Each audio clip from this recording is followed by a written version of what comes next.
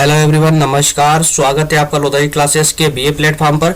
दोस्तों, BA first year में राजनीति विज्ञान प्रश्न पत्र प्रथम पर हमारा डिस्कशन चल रहा था, जिसके अंतर्गत दोस्तों आज हम बात करेंगे लेक्चर नंबर 26 है। दोस्तों, ये लेक्चर नंबर 26 है, जिसमें हम बात करेंगे दोस्तों अधिनायक तंत्र की।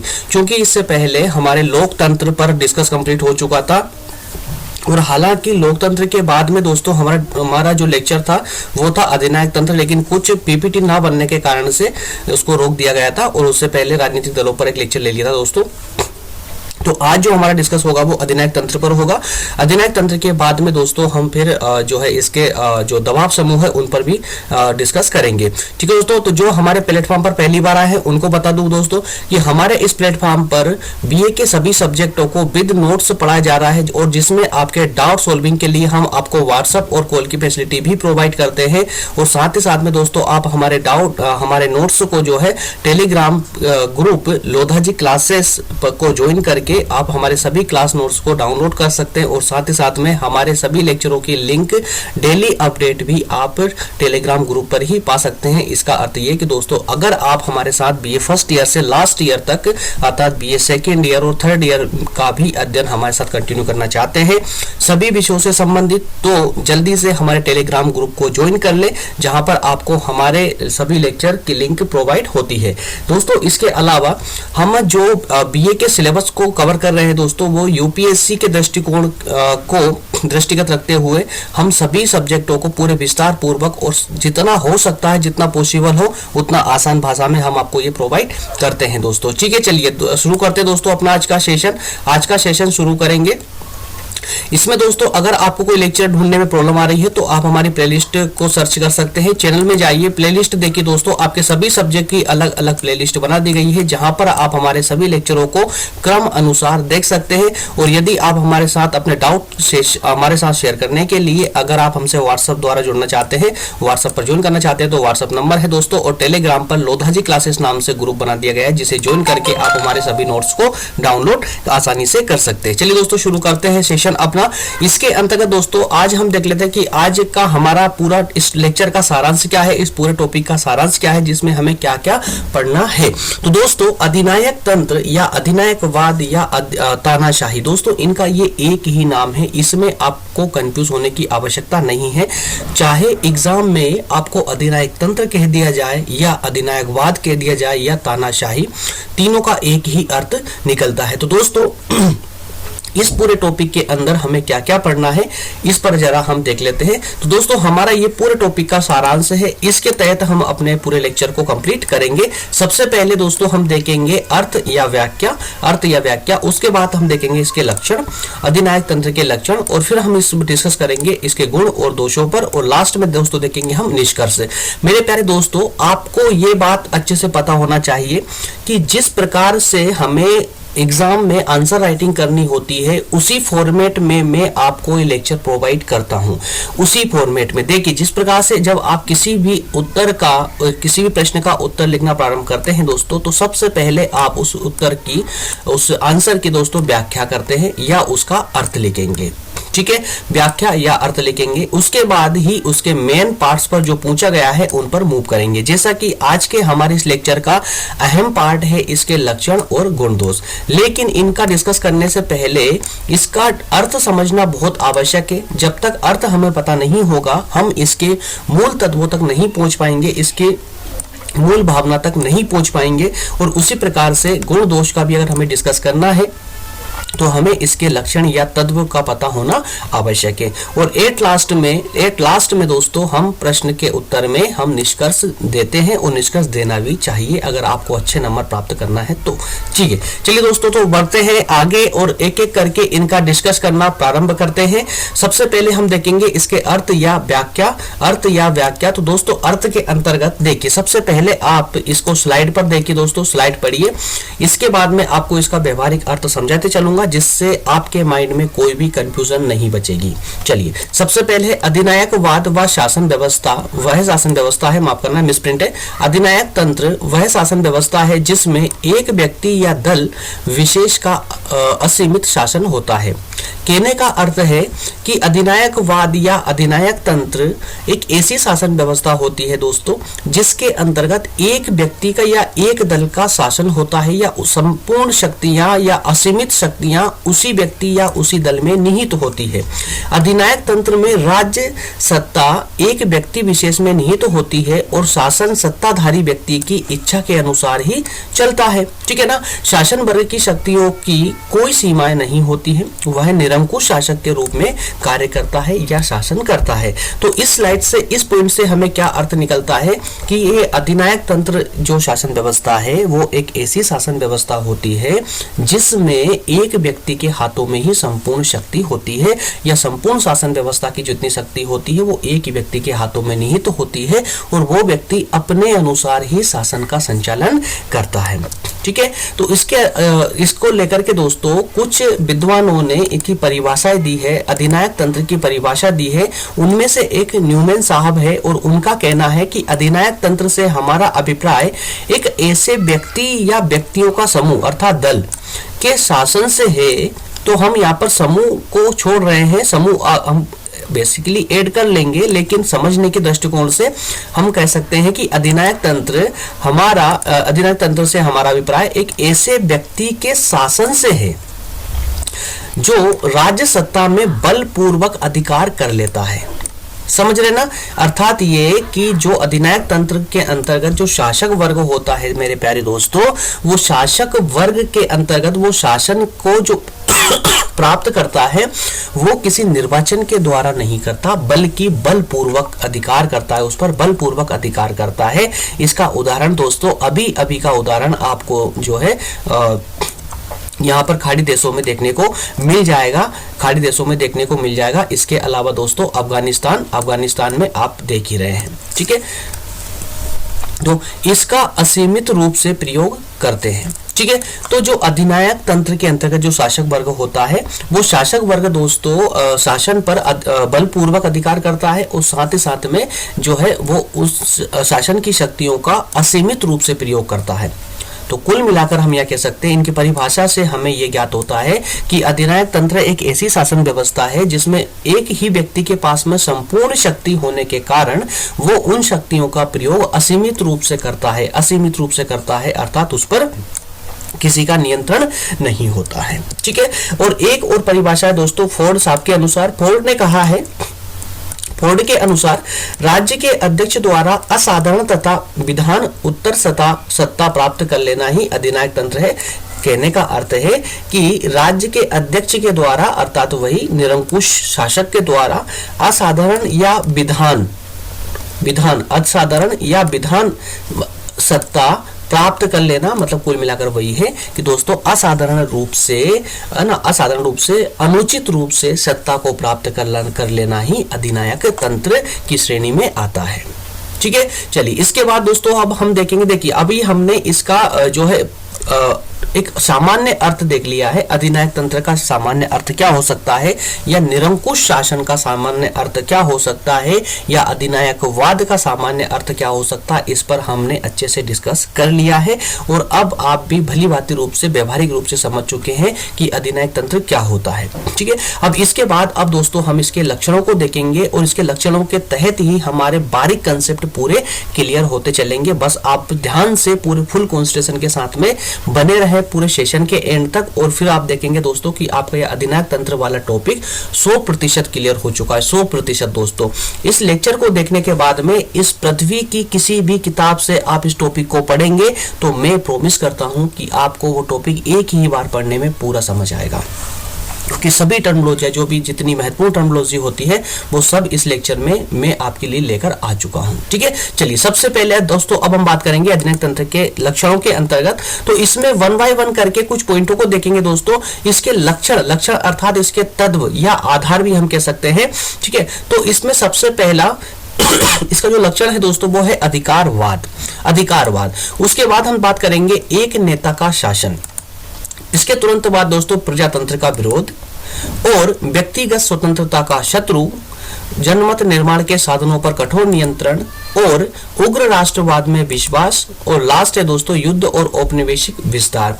तो ये प्रमुख प्रकार से दोस्तों 7 पॉइंट है आपके सामने। इन 7 पॉइंटों के माध्यम से हम अधिनायक तंत्र की प्रकृति को समझने का प्रयास करेंगे, अधिनायक तंत्र के लक्षणों को समझने का प्रयास करेंगे और देखेंगे कि किस प्रकृति का ये शासन व्यवस्था होती है। इन 7 पॉइंटों के माध्यम से भली भांति रूप से आप अधिनायक तंत्र को समझ लेंगे। ठीक है, तो चलिए दोस्तों शुरू करें, 1 बाय 1 करके इनका डिस्कशन हम प्रारंभ करते हैं। ठीक है, सबसे पहले दोस्तों हम बात करेंगे सर्वाधिकारवाद की। 1 मिनट रुकिएगा दोस्तों, 1 मिनट।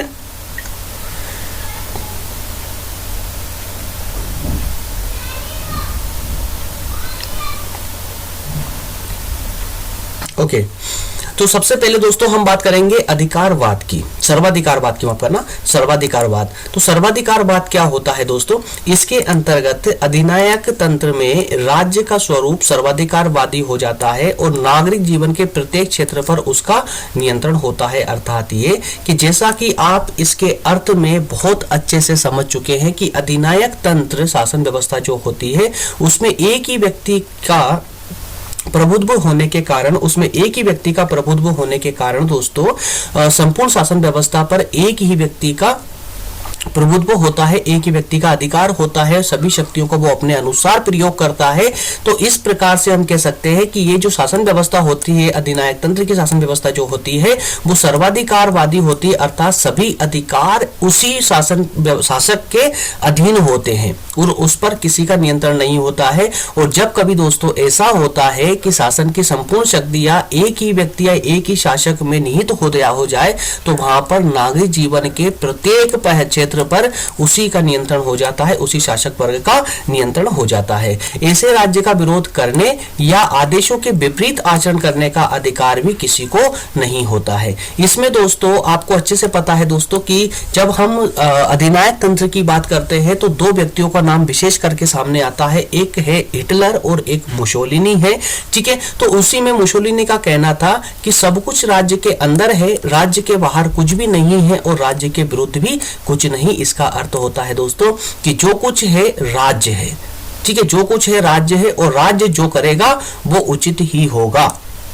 ठीक है ना, उस राज्य के विरुद्ध जाने का किसी को भी अधिकार नहीं है। ठीक, इसके अलावा एक नेता का शासन। तो दोस्तों जब अधिनायक तंत्र की हम बात करते हैं तो वहां पर हमेशा देखते हैं दोस्तों कि हम वहां उस देश में या उस राष्ट्र में एक नेता का ही शासन होता है। तो अधिनायक तंत्र में एक व्यक्ति आवश्यक रूप से सर्वोत्तम नेता होता है। ठीक है, एक व्यक्ति सर्वोत्तम नेता होता है। अब चूंकि जिसके द्वारा शासन व्यवस्था पर जबरदस्ती अधिकार किया गया है तो उस दल का एक प्रधान नेता होता होगा, तो उसी प्रधान नेता को ही यहाँ पर राष्ट्र प्रमुख बना दिया जाता है और वही सर्वोत्तम नेता कहलाता है। सभी व्यक्ति इसी में निहित होते हैं, सभी शक्तियां इसी व्यक्ति में निहित होती है और इस नेता को सभी बातों के संबंध में अंतिम निर्णय करने की भी शक्ति प्राप्त होती है और जो वो व्यक्ति कह दे वही कानून बन जाता है, जो वो शासक कह देता है वही कानून बन जाता है। तो ये होती है दोस्तों अधिनायक तंत्रात्मक शासन व्यवस्था। अब इससे आपको एक अंदाजा तो लग रहा होगा कि जो ये अधिनायक तंत्र शासन व्यवस्था है ये पूर्णतः लोकतंत्र के विरुद्ध होगी।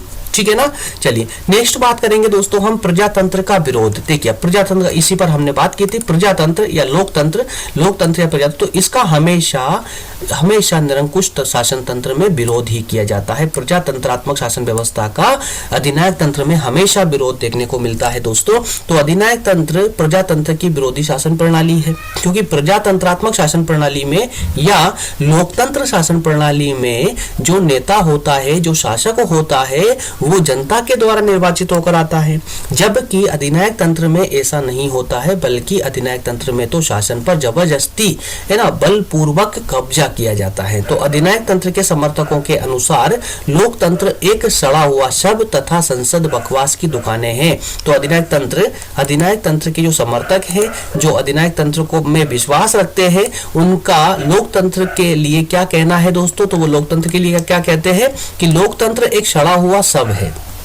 है ना, सड़ा हुआ सब है। वो जो संसद है, वो संसद जो है वो बकवास की दुकानें हैं, बकवास की दुकानें हैं। अब चूंकि आपके दिमाग में ये सवाल उठता होगा कि सर अब ये इस प्रकार की व्याख्या करने का क्या अर्थ हुआ कि जो ये अधिनायक तंत्र है, अधिनायक तंत्र के जो भी समर्थक है वो लोकतंत्र के लिए इतना इस प्रकार के उदाहरण क्यों प्रस्तुत करते हैं या क्यों इस प्रकार की परिभाषाएं देते हैं। तो मेरे प्यारे दोस्तों, इसका भी जवाब आपको आगे इसके गुण और दोषों में मिलने वाला है। क्यों इस प्रकार की शब्दावली का ये अन्य राष्ट्रों के लिए प्रयोग करते हैं, उसका भी एक विशेष कारण है अधिनायक तंत्र के अंतर्गत, जो आप आगे भली भांति रूप से समझ जाएंगे। ठीक है, इसीलिए मैंने कहा कि सेशन के एंड तक बने रहे और पूरे फुल कॉन्सेंट्रेशन के साथ में इस लेक्चर को देखते रहे। आपका एक एक कंसेप्ट, एक एक डाउट पूरी बारीकी के साथ में क्लियर होता चला जाएगा। ठीक है, चलिए नेक्स्ट है व्यक्तिगत स्वतंत्रता का शत्रु। व्यक्तिगत स्वतंत्रता का शत्रु, तो अब तक ये बात तो आप पूरी तरह जान ही चुके होंगे कि भाई अधिनायक तंत्र शासन व्यवस्था एक ऐसी शासन व्यवस्था है जिसमें किसी भी व्यक्ति को शासन का विरोध करने का अधिकार नहीं है। कोई जनता, कोई व्यक्ति अपने अनुसार अपने जीवन को व्यतीत नहीं कर सकता, उसे राष्ट्र के प्रमुख आदेशों को या निर्देशों को मानना ही पड़ता है ना। तो इस प्रकार से जब ऐसी शासन प्रणाली प्रचलित होगी किसी राष्ट्र में, तो वहां पर व्यक्ति की व्यक्तिगत स्वतंत्रता का तो अंत होना तय है। तो अधिनायक तंत्र में व्यक्तिगत स्वतंत्रता समाप्त हो जाती है। किसी भी व्यक्ति को शासन का विरोध करने, शासन के विरुद्ध विचार अभिव्यक्त करने आदि की स्वतंत्रता नहीं होती है।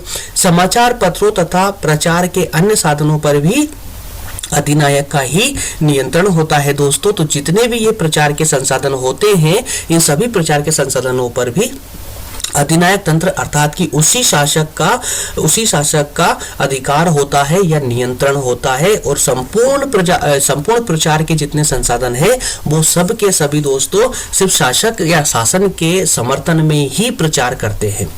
ठीक है, नेक्स्ट बात करेंगे जनमत निर्माण के साधनों पर कठोर नियंत्रण।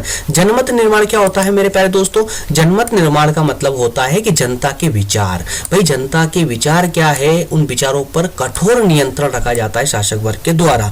अगर मान लेते हैं अगर जनता के विचारों पर कंट्रोल ना रखा जाए, नियंत्रण नहीं रखा जाए, तो मेरे प्यारे दोस्तों उस शासन व्यवस्था में तो लोकतंत्र स्थापित हो जाएगा कि जहां पर जनता के विचार चलने लगेंगे वहां पर अधिनायक तंत्र की जगह जो है लोकतंत्र स्थापित हो जाएगा। इस कारण से अधिनायक तंत्र जनमत निर्माण के साधनों पर पूरा नियंत्रण रखता है। जनमत निर्माण के साधन कौन कौन से होते हैं? जैसे साहित्य, समाचार पत्र, रेडियो, टेलीविजन, चलचित्र। तो ये सब क्या है दोस्तों? तो ये सब के सब ही जो है जनमत निर्माण के संसाधन है, ये प्रचार प्रसार के संसाधन है, जिससे एक व्यक्ति के विचार दूसरे व्यक्ति के पास जाते हैं। तो इन पर भी अधिनायक तंत्र का जो शासक होता है वो कठोर नियंत्रण रखता है। ठीक है, प्रेस, रेडियो, समाचार पत्र ये सब लगातार अधिनायक के पक्ष में ही प्रचार करते रहते हैं, जिससे जनता उसके पक्ष में बनी रहे। ठीक है, चलिए नेक्स्ट है उग्र राष्ट्रवाद में विश्वास। तो इसकी एक अहम विशेषता है दोस्तों, इसकी एक अहम विशेषता है किसकी? अधिनायक तंत्र की। और वो विशेषता ये है कि अधिनायक तंत्र में शासक वर्ग जनता को अपने नियंत्रण में रखने के लिए उन्हें राष्ट्र के प्रति भक्ति की भावना को भड़काकर उसे चरम सीमा तक पहुंचा देते हैं। देखिए दोस्तों, अब यहाँ पर इस बात को समझिए कि अधिनायक तंत्र में जो शासक वर्ग होता है वो हमेशा ऐसे कार्य करेगा जिससे जनता राष्ट्रभक्त बन जाए। और जब जनता राष्ट्रभक्त होगी तो शासन की हमेशा उसके समर्थन में ही होगी, शासन के समर्थन में होगी। शासन की आलोचना करने का ख्वाब उनके मन में उठेगा भी नहीं। कि इसमें अपनी जाति, शासक वर्ग जो है अपनी जाति, संस्कृति या अपने देश और उसकी जो व्यवस्था है उसका हमेशा यशोगान किया करता है। यशोगान का अर्थ क्या हुआ दोस्तों? बढ़ा चढ़ाकर तारीफ करना ये करता है। और विश्व के जो अन्य देश है उनको तुच्छ सिद्ध करने की कोशिश करता है। अब ये इस प्रकार का धारणा क्यों होती है इनके अंदर? क्योंकि दोस्तों जब तक अधिनायक तंत्र अपनी संस्कृति, अपने देश की संस्कृति, अपने देश या अपनी शासन व्यवस्था व्यवस्था का जो है दोस्तों उसकी तारीफ नहीं करेगा तो जनता कभी भी उसका सम्मान नहीं कर पाएगी, और जब जनता सम्मान नहीं करेगी दोस्तों तो वो शासन व्यवस्था आगे तक संचालित नहीं हो पाएगी। और इसमें और ज्यादा प्रभावशीलता लाने के लिए ही ये इस प्रकार की शासन व्यवस्था के शासक अन्य देशों को तुच्छ सिद्ध करने पे लगे हुए होते हैं, अन्य देशों को निम्न से अपने आप से छोटा सिद्ध करने में लगे होते हैं। ठीक है, नेक्स्ट है दोस्तों युद्ध और औपनिवेशिक विस्तार। युद्ध और औपनिवेशिक विस्तार, तो इसके अंतर्गत हम देखेंगे, देखिए कि जो शासक जो अधिनायक तंत्र होता है दोस्तों, तो अधिनायक तंत्र जो शासन व्यवस्था होती है, इसके शासक हमेशा युद्ध के बारे में ही सोचते रहते हैं। याद रखिएगा, युद्ध के बारे में सोचते रहते हैं। क्यों सोचते रहते हैं? देखिए, अधिनायक तंत्र में अपने राष्ट्र की प्रशंसा करके युद्ध का मार्ग प्रशस्त किया जाता है, और हिटलर, मुसोलिनी स्पष्ट रूप से युद्ध का प्रचार करते थे, हमेशा युद्ध का प्रचार करते थे स्पष्ट रूप से। ठीक है, तो अधिनायक तंत्र के अंतर्गत जो शासक वर्ग होता है वो विशेष करके युद्ध का ही समर्थन करता है दोस्तों। शांति व्यवस्था तो इनको अच्छी लगती ही नहीं है, शायद युद्ध भूमि में ही पैदा हुए थे ये लोग। ठीक है, तो हिटलर के जीवन में युद्ध का वही स्थान है।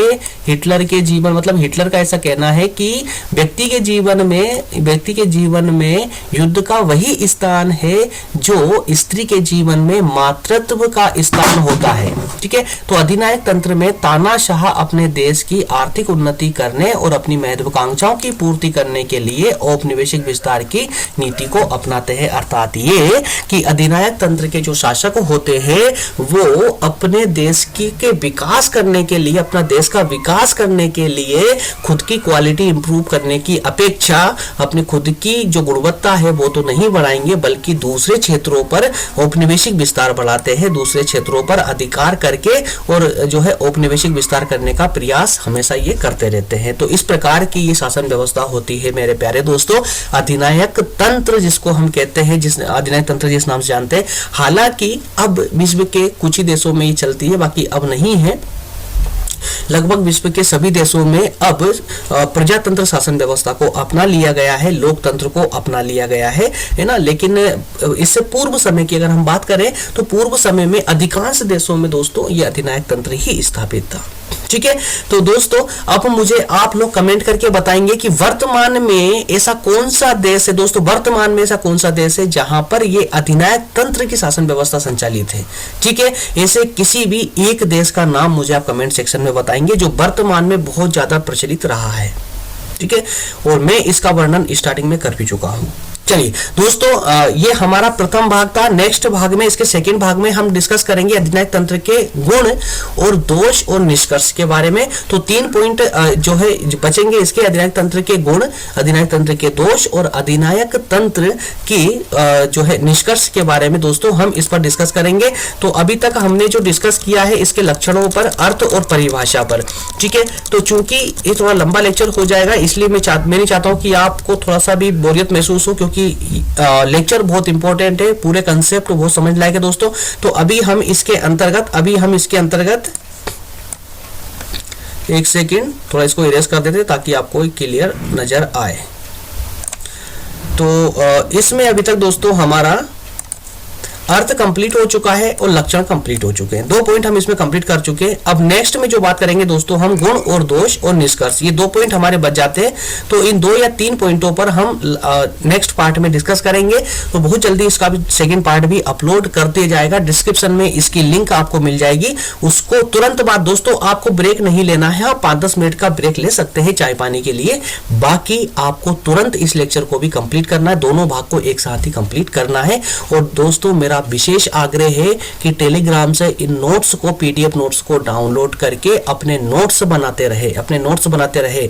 और इसमें मैं आपको बता चुका हूं दोस्तों, मैं थोड़ी सी जो है स्वास्थ्य खराब होने के कारण से मैं आपको दिख नहीं रहा हूं, मतलब कि जो मैं ये ऑडियो क्लासेस ले रहा हूं इसी कारण से ले पा रहा हूं, क्योंकि थोड़ी प्रॉब्लम है वैसे स्वास्थ्य के साथ में और कुछ टेक्निकल प्रॉब्लम भी चल रही है ना। तो इस कारण से अभी 2-3 दिन हम इसी प्रकार से ऑडियो क्लास ही ले पाएंगे। तो आप थोड़ा एडजस्ट करके चले दोस्तों, ठीक है, और ज्यादा माइंड ना करें। आपको समझाने में, आपके टॉपिक के विस्तार करने में कोई भी दोस्तों यहाँ पर कोई कंजूसी नहीं की जाएगी।